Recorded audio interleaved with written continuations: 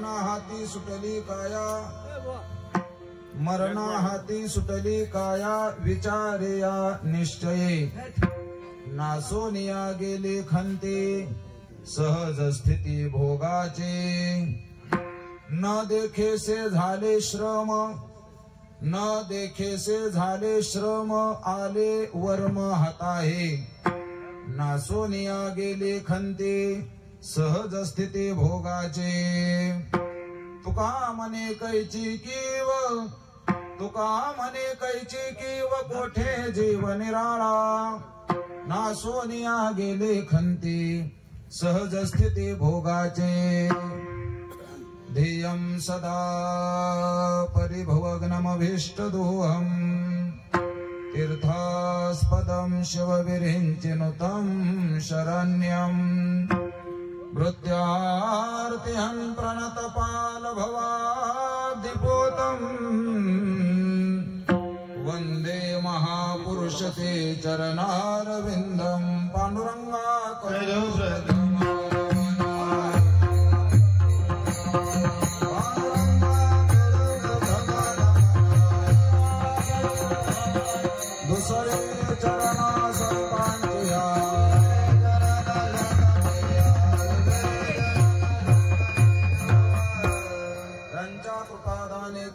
विस्तारो बाबाजी सद्गुरु दास तुका, काय माझी वाणी मानेल संतांसी, रंजवो चित्तासी आपुलिया, या मनासी लागो हरिनामाचा छंद, आवडी गोविंद गावयासी, ज्ञानेशं ज्ञानमूर्तिंच साक्षात् प्रेम स्वरूपिणीं, नामदेवं दयामूर्तिं नाथं वन्दे पुनः पुनः, वैराग्यस्य परामूर्तिं देहो क्षेत्राजचतुष्टयं, सम्पाद्य दानञ्च विधाय भक्तिं, विलोकितो येन समाधिराजः, वैराग्यवन्तं सुविचारयुक्तं, नमामि जोगं शिरसा गुरुन्तं, जयांचे केले स्मरण, होय सकळ विद्यांचे अधिकरण, तेच वंदू श्री चरण श्री गुरूंचे ते नमस्कारोनी आता, मस्तक माझा मरणा हाती सुटली काया, मरणा हाती सुटली काया, विचारे या निश्चये नासोनिया गेले खंते, सहज स्थिती भोगाचे. प्रस्तुत प्राप्त प्रसंगी प्राप्त स्थळी भगवत चिंतन रूपी सेवेकरता निवडलेला अभंग, महाराष्ट्राचं आध्यात्मिक वैभव असलेले श्रीमंत संत जगद्गुरु तुकाराम महाराज यांच्या पंचमवेद असलेल्या गाथेतील आपल्या जीवनामध्ये आपण जे साध्य निवडलं ते साध्य प्राप्त करण्याकरता आपल्या जीवनामध्ये कोणती साधना केली, असा साध्य साधनाचा विचार सांगणारा अभंग आज आपल्या समोर मी चिंतन रूपी सेवेकरता निवडलेला आहे. आजचं जे आपलं कीर्तन आहे हे कीर्तन कशाच्या निमित्ताने आहे हे माझ्यापेक्षा तुम्हाला सगळ्याला जास्त माहिती आहे, म्हणून तर तुम्ही सर्वजण आज या ठिकाणी उपस्थित आहात. वैकुंठवासी मातोश्री कांताबाई केरबा चव्हाण यांच्या प्रथम वर्ष श्राद्धाच्या निमित्ताने त्यांचे तीनही चिरंजीव अर्थात अशोकराव, अण्णासाहेब आणि नवनाथराव आणि बाकीचा सर्व परिवार, तुम्ही गावातील सगळी मंडळी, पाहुणे मंडळी, सगळे वारकरी मंडळी, भाविभक्त आणि सगळ्या क्षेत्रातून उपस्थित असलेली मान्यवर मंडळी, हे सर्वजण आपण या ठिकाणी श्राद्धाच्या कार्यक्रमाच्या निमित्ताने उपस्थित आहोत. आईसाहेबांना जाऊन आज 1 वर्ष पूर्ण झालेलं आहे आणि म्हणून आपल्याकडं जीव गेल्याच्या नंतर जीवाला जाळण्याच्या पूर्वी 5 श्राद्ध करायला सांगितले. माणूस ज्या ठिकाणी मेला तिथं 1 श्राद्ध करायचं असतं, चौकामध्ये 1 श्राद्ध करायचं असतं, घराच्या उंबऱ्यावर 1 श्राद्ध करायचं असतं, आपण 20वा प्रेताला देतो तिथे 1 श्राद्ध करायचं असतं आणि प्रेताला अग्निडाग देण्याच्या पूर्वी चितेवर ठेवल्यावर 1 श्राद्ध करायचं असतं, असं गरुड पुराणामध्ये वर्णन आलेलं आहे. माणसाला जाळण्याच्या पूर्वी 5 श्राद्ध सांगितलेले आहेत आणि जाळल्याच्या नंतर, जीवाला जाळल्याच्या नंतर पुन्हा आपल्याला वर्षभर मासिक श्राद्ध घालावे लागत असतात. प्रत्येक महिन्याला, म्हणजे मध्ये मग तो दशक्रिया विधी आला, 13वा आला, हे सगळे विधी मध्ये आले आणि 1 वर्ष पूर्ण झाल्याच्या नंतर तिथून पुढे आपल्याला प्रत्येक वर्षी 3 वेळा श्राद्ध घालावं लागत असतं. 1 वर्ष श्राद्धाच्या दिवशी, दुसरं अक्षय तृतीयेच्या दिवशी आणि तिसरं पितृ पंधरवाड्यामध्ये. आपल्याकडे जीव जन्माला येण्याच्या अगोदर पासून जे संस्काराला सुरुवात होते ते जीव गेला तरी सुद्धा मागच्यांच्या जीवामध्ये जोपर्यंत जीव आहे तोपर्यंत आपल्याला ही श्राद्ध घालावी लागत असतात. काय काय लोक म्हणतात महाराज आता 3 वर्ष झाला आता बास करू का असे विचारतात काय लोक.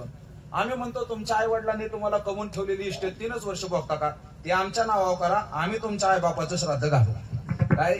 म्हणून श्राद्ध कर्म हे प्रत्येकाला करावंच लागत असतं. ते प्रत्येकाचं आद्य कर्तव्य आहे. अलीकडे सुशिक्षित पिढी आहे, सगळे आपण विज्ञान युगामध्ये वावरणारी मंडळी आहोत. काही लोक अशी शंका घेतील महाराज नाही श्राद्ध केलं तर काय फरक पडेल. गीतेने आपल्याला असं सांगितलं पतंती पितरो हे शाम लुप्त पिंडोदक क्रिया. ज्या घरामध्ये पिंडदान देण्याकरता कोणी शिल्लक राहत नाही त्या घरामधले पितर त्या पितरांचं पतन होत असतं. मोठ्या कथा आहेत, महाभारतामध्ये कथा आलेली आहे. जबाली का जाबाल असं काहीतरी नाव या त्या साधूचं. त्याने लग्न केलं नाही, एकटाच होता घरामध्ये, कुळाला कुळ देवा, पण त्याने पण लग्न केलं नाही. आणि वय झालं होतं भरपूर, त्याचं चांगलं 80-90 वय झालं होतं. वनामधून फिरत असताना एक दिवशी एका झाडाला त्याने विचित्र दृश्य पाहिलं. काही म्हातारी माणसं दाड्या वाढलेल्या, जटा वाढलेल्या आणि झाडाला अशी उलटी टांगलेली होती आणि सगळी रडत होती. याला आश्चर्य वाटलं. याने जाऊन विचारलं का तुम्ही का रडताय. ते म्हणले आम्हाला पिंडदान द्यायलाच कोणी शिल्लक नाही. पिंडदान द्यायला कोणी शिल्लक नाही असं कसं म्हणले. कोणतरी असं नको हे काय म्हणले, पण ती बी काय कामाचं राहिलं नाही. आता 80-90 वर्षाचं झाल्यावर लग्न करून काय फायदा आहे. हो म्हणजे कोण आहे. त्यांनी सांगितलं त्याचं नाव आहे जबाल. तो म्हणला अरे अरे माझंच नाव जबाल आहे, मीच नाही लग्न केलं. पण तो पक्का साधू होता. तो म्हणला आपण पुन्हा तारुण्य प्राप्त करून घेऊ शकतो. आणि म्हणून त्याने पितराला सांगितलं तुम्ही काळजी करू नका, पण माझी एक अट या, माझ्या नावाची पोरगी मिळाली तरच मी लग्न करेन. ते बाकीचे म्हणले भाऊ अलीकडे कशा बी मिळालं तरी आटपून घ्यावं लागते, कशाला आट घालतो काय. अलीकडे लय अडचणीत लग्नाच्या. नाही म्हणला जुना काळ होता तो. मग त्याने जंगलामध्ये जाऊन जोरात पुकारा करायला सुरुवात केली, मला कोणी मुलगी देतं का. हो माझं नाव जबाल आहे आणि मला माझ्याच नावाची मुलगी पाहिजे. योगायोगाने वासुकी नावाचा नाग त्याची पोरगी होती जबाल नावाची.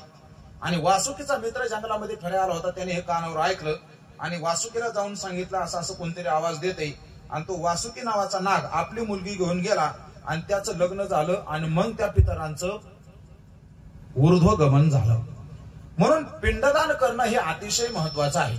अजून काही लोकांच्या शंका असतात, मी सांगतो तुम्हाला थोडं तेवढं मला जमल तेवढं. काय म्हणते नाहीच पिंडदान केलं तर काय होईल. शास्त्र असं म्हणतंय नाहीच पिंडदान केलं तर त्या कुळामध्ये दीर्घायुष्य माणसं जन्माला येत नाहीत. नाहीच पिंडदान केलं तर त्या कुळामध्ये शक्तिमान समर्थ माणसं जन्माला येत नाहीत. आणि नाहीच पिंडदान केलं तर त्या कुळामध्ये विद्वान माणसं जन्माला येत नाहीत. प्रत्येकाचं आद्य कर्तव्य आहे, प्रत्येकाने पिंडदान केलं पाहिजे. तुकाराम महाराजांनी सुद्धा स्वतःच्या हाताने स्वतःचं पिंडदान केलेले. पिंड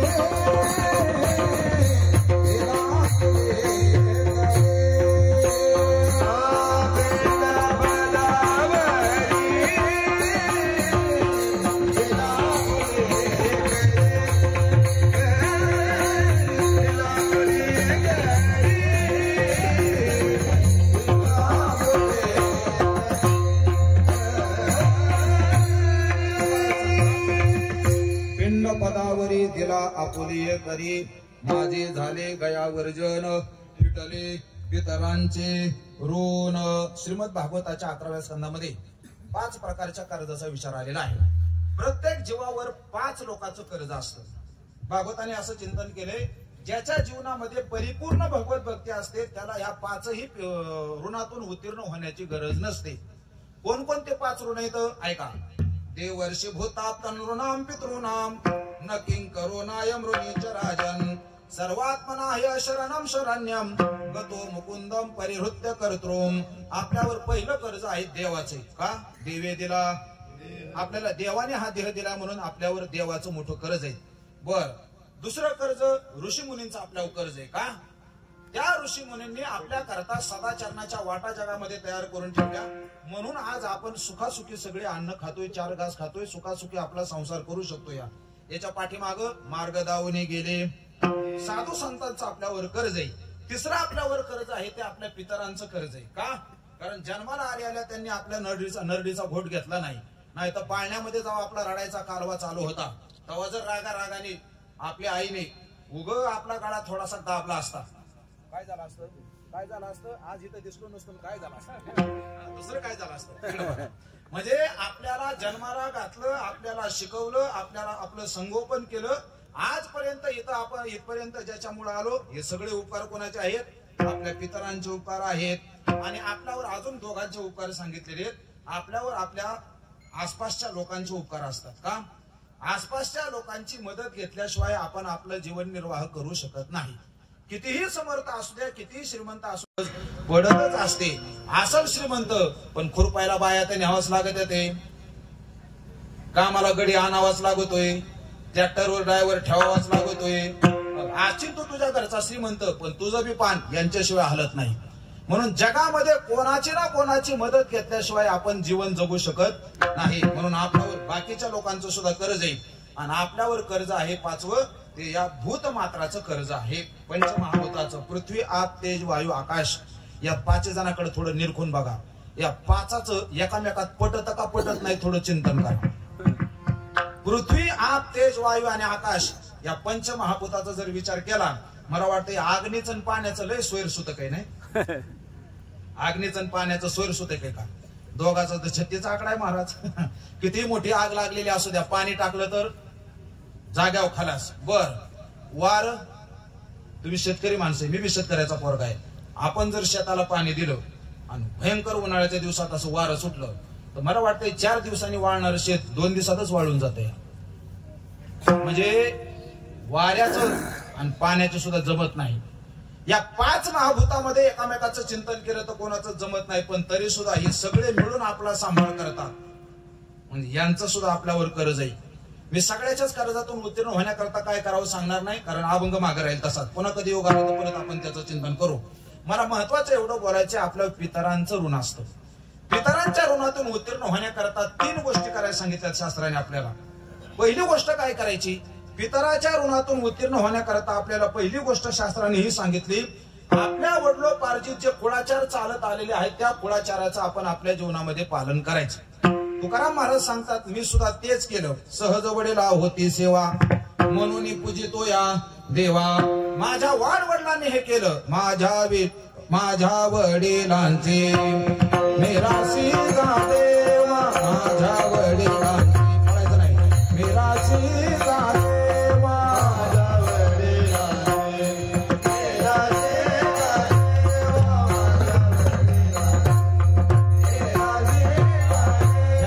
माझ्या वडिलांचे असं मेरासी गा देवा.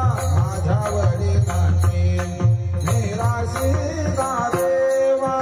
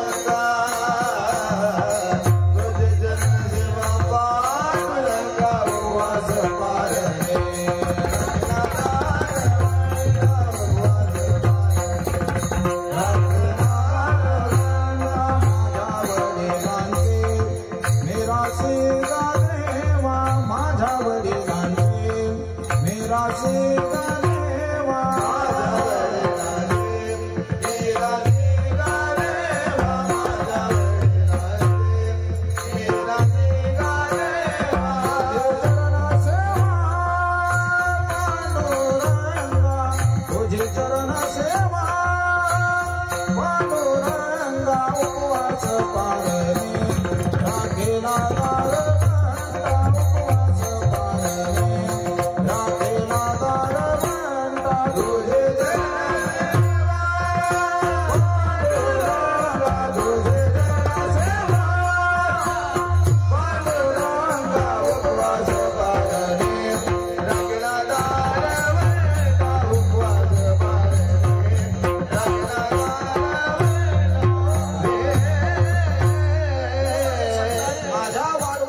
ही सेवा केली म्हणून आपल्या वाडवडिलांनी जो काय आचार सांभाळून ठेवलेला आहे, पितरांच्या ऋणातून उत्तीर्ण व्हायचा असेल तर आपल्याला सुद्धा तो आचार सांभाळावा लागतो. एक दुसरी गोष्ट, गृहस्थी माणसाकरता पितरांच्या ऋणातून उत्तीर्ण होण्याकरता संततीला जन्म देणं अतिशय गरजेचं आहे. ऐका, म्हणून आताच आपण जबालीची कथा पाहिली.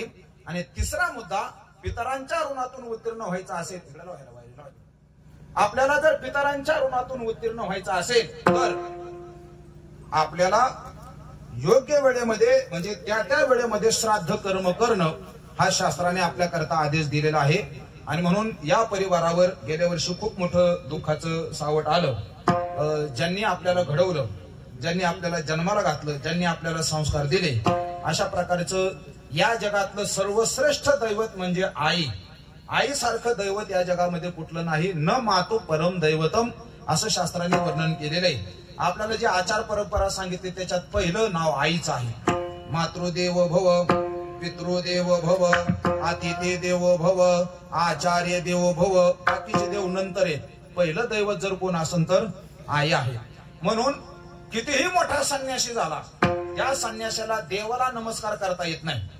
संन्यासी काय करतात, आपल्या हातातला दंड देवाच्या पायाला टेकवतात. संन्यासाने देवाच्या पुढे वाकायचं नसतं. का? संन्यासी देवापेक्षा सुद्धा मोठा असतो. पण एवढा मोठा असलेला संन्यासी, त्या संन्यासाला सुद्धा आपल्या आईच्या चरणाचं दर्शन घेण्याची परवानगी शास्त्राने दिलेली. म्हणजे जो संन्यासी देवापेक्षा मोठा आहे त्या संन्यासाला आपल्या आईच्या चरणाचं दर्शन घेता येतं. याचाच अर्थ असा झाला, संन्यासापेक्षा सुद्धा आई मोठी असते. म्हणून आपल्या जीवनामधली आई, व्रतशास्त्र असं म्हणते, वडील मेल्यानंतर मुलं अनाथ होत नाहीत. वडील मेल्यानंतर मुलं अनाथ होत नाहीत. आई गेल्याच्या नंतर लेकरं अनाथ होत असतात. आणि मला वाटते हा परिवार गेल्या वर्षी अनाथ झालेला आहे. आणि एक वर्षभर त्यांनी आईच्या वियोगाचं दुःख सहन केलेले आहे. आणि शास्त्राज्ञेप्रमाणे आज या ठिकाणी ब्राह्मण काकाच्या हस्ते मगाशी विधीपूर्वक पूजा झाली. आणि आता या काकाच्या हस्ते तुम्हाला एक तासभर काय अभंगाचं चिंतन ऐकण्याचा योग आहे. आज आपण सेवेकरता अभंग जगद्गुरु तुकोबार यांचा घेतलेला आहे. मरणा हाती सुटली काया, विचारे या निश्चये. या अभंगातून जगद्गुरु तुकाराम महाराजांनी एक अलौकिक अनुभूती आपल्या समोर मांडलेली आहे. अलौकिक म्हणण्याचं कारण काय? अलौकिक कशाला म्हणतात? लौकिकामध्ये जी दिसून येत नाही त्याला म्हणायचं अलौकिक. काय अलौकिक आहे? तुकाराम महाराजांनी जो काय अभंगामध्ये विषय हाताळलेला आहे हा विषय खूपच अलौकिक आहे. का? मला वाटतं या ठिकाणी आपण प्रत्येक जण कितीतरी लोकांना मरताना पाहतो. एक पाहतसा एकाची दहने, अनेक लोक मेलेले आपण आतापर्यंत डोळ्याने पाहिलेले आहेत. कुणी असं म्हणेल महाराज त्यांना मरायचीच इच्छा असेल म्हणून मेले असते. मी प्रस्तावना करतोय अभंगाची, थोडं ध्यान द्या. ते म्हणलं त्यांना जगायचीच इच्छा नसेल म्हणून मेले असतील. मला इथं बसलेल्या माणसाला विचारायचे प्रत्येकाला, तुम्हाला मरायची इच्छा आहे का जगायची इच्छा आहे? तुम्ही माझ्या बरोबर बोला थोडं. असं रागाने बघू नका, मी काय तुमचा बांध कोरलेला नाही. मी अभंगाचा अर्थ सांगतोय तुमच्या समोर. फक्त आपल्याला जगायची इच्छा आहे का मरायची इच्छा आहे? हा, जगायची इच्छा आहे. मग कुणीच मरणार नाही का? ऐका, जगायची इच्छा म्हणते ते सगळे मरणारे म्हणते ते. का? इथं गमत आहे संसाराची. बर, कुणी असं म्हणेल महाराज जगायची इच्छा असून सुद्धा माणसं जगण्याकरता प्रयत्न करत नसते. माणसं जगण्याकरता प्रयत्न करत नाही का? कितीही पैसे जाऊन द्या महाराज, भरपूर जमीन आहे, भरपूर बँक बॅलन्स आहे, आमचा पेशंट सही सलामत आला पाहिजे. तुमच्या आमच्या सारखी सामान्य माणसं जगण्याकरता प्रयत्न करतात याच्यात नवल नाही. भागवतामध्ये हिरण्यकशिपूचं उदाहरण आहे आणि रामायणामध्ये रावणाचं उदाहरण आहे. रावणाच्या उत्तरकांडामध्ये, तुम्ही सगळे भावार्थ रामायण ऐकणाऱ्या परिसरातली मंडळी आहात, उत्तरकांडामध्ये रावणाच्या, विभीषणाच्या आणि कुंभकर्णाच्या तपश्चर्येचं वर्णन आलेलं आहे. भगवान शंकर प्रसन्न झाल्यानंतर मागून घेतलं होतं मला अमर करा, आणि इकडे भागवतामध्ये हिरण्यकशिपूने मागून घेतलं होतं अमर करा. दोघाला बी सांगितलं हे जमणार नाही. का? हा प्रोटोकॉल कलियुगात चालत नाही. का? त्या युगाची मर्यादा आहे. इथं कुणीच अमर होण्याकरता आला नाही. 9 भी मर गए, 10 भी मर गए सहस्राठ्यांशी, 33 कोटी देवता मर गए पडे काल की फांसी, अजब चमका तडाका बे तू गया जाने लडका बे. कबीर महाराजांनी वर्णन केलेले इथं आलेल्या प्रत्येकाला मरावंच लागत. जगण्याची इच्छा असली तरी मरावंच लागत, आणि जगण्याकरता प्रयत्न केला तरी सुद्धा मरावंच लागत. जगद्गुरु तुकाराम महाराज सांगतात, मी मात्र मरणाच्या तावडीत सापडलो नाही. मरणा हाती सुटली काया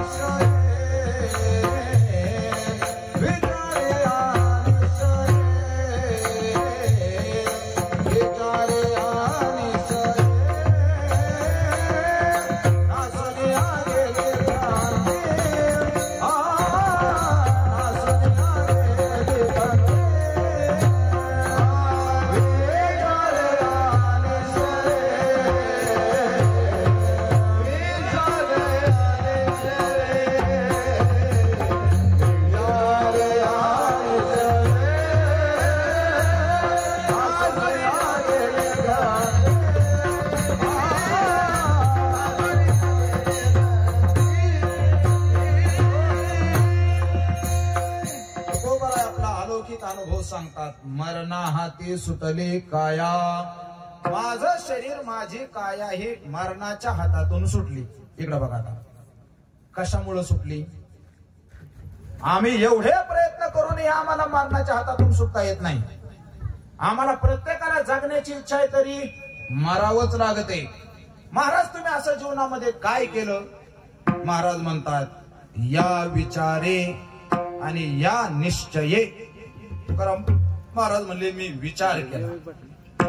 आता पुन्हा शंका अशी आहे विचार करत नाही असं इथं कोण बसलंय सांगा. प्रत्येक जण विचार करतोय ना. आता सगळ्याच्या डोक्याला टेन्शन आहे हा बाबा जातोय कधी. दिवाळी खाल्ली तरी हटायचं नाव घ्याय नाही. आमच्या शेतातलं पाणी हटा नाही.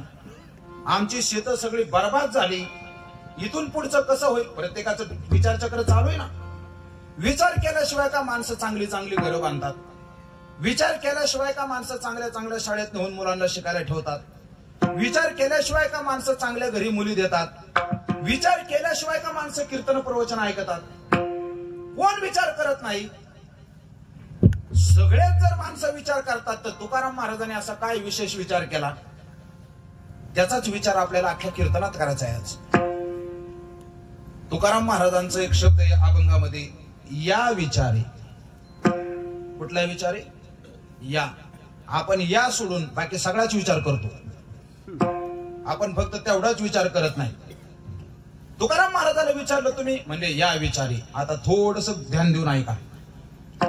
तुकाराम महाराज ज्या विचाराचं चिंतन करतात त्या विचाराच्या संबंधाने मला 4 गोष्टी बोलायच्या शास्त्राच्या आधारे.